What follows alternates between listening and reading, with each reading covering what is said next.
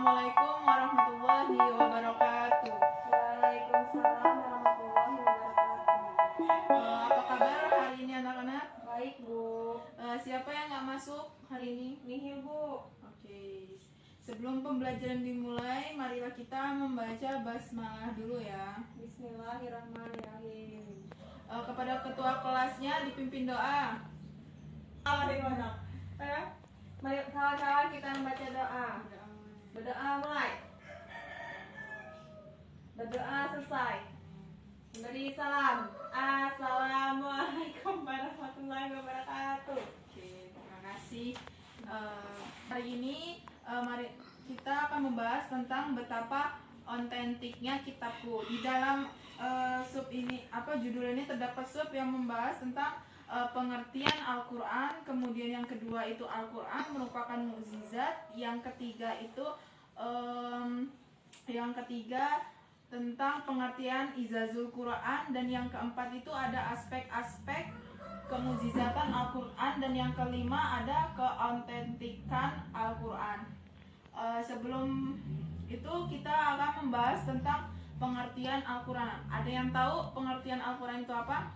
Lupa, Bu. Lupa, oke.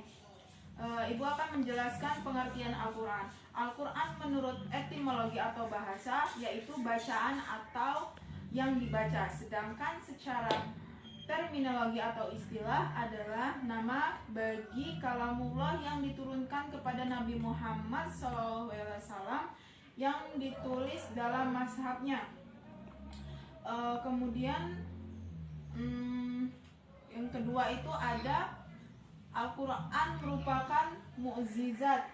Secara etimologi kata mukjizat berbentuk isim fi'il. Ajaza, yu'jizu, ijazan, mukjizat, yang berarti melemahkan atau mengalahkan lawan. Mukjizat juga diartikan sebagai sesuatu yang menyalahi tradisi, kebiasaan, atau sesuatu yang luar biasa. Sedangkan secara terminologi Mana'a al-Fattah mendefinisikan mukjizat sebagai mukjizat adalah suatu yang menyalahi kebiasaan disertai dengan tantangan dengan selamat dari perlawanan. Kemudian ada juga syarat-syarat mukjizat. Yang pertama itu mukjizat adalah sesuatu yang tidak sanggup dilakukan oleh siapapun selain Allah.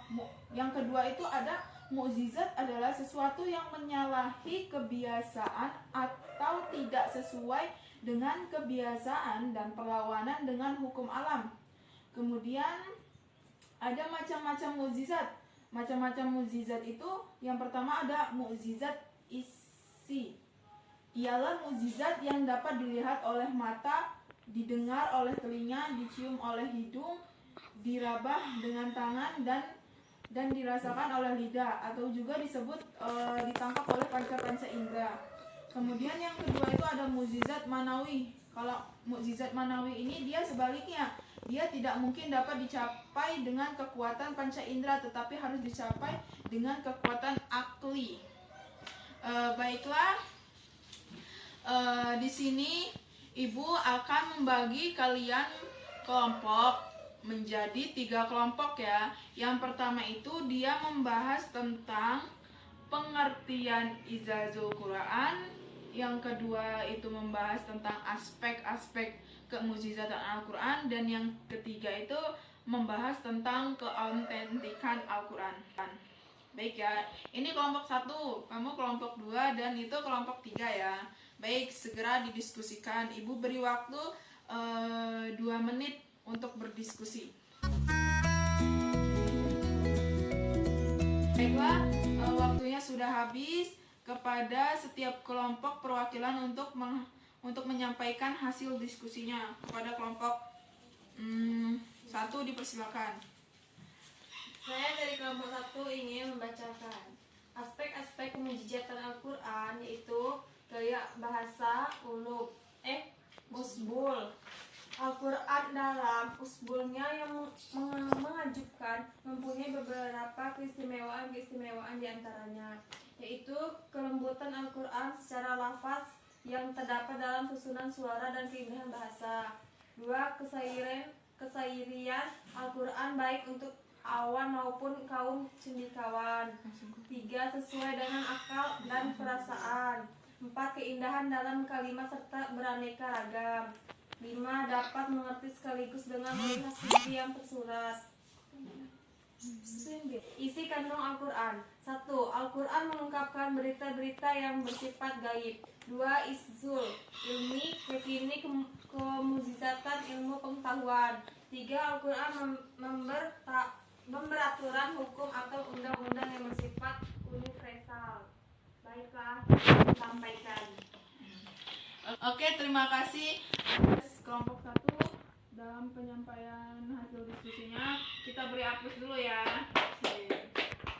Baik, di sini Ibu mempunyai games untuk kalian, yaitu kalian melempar pertanyaan beserta jawaban kepada teman kalian, kemudian disampaikan kepada teman-teman sekalian. Nih, lempar.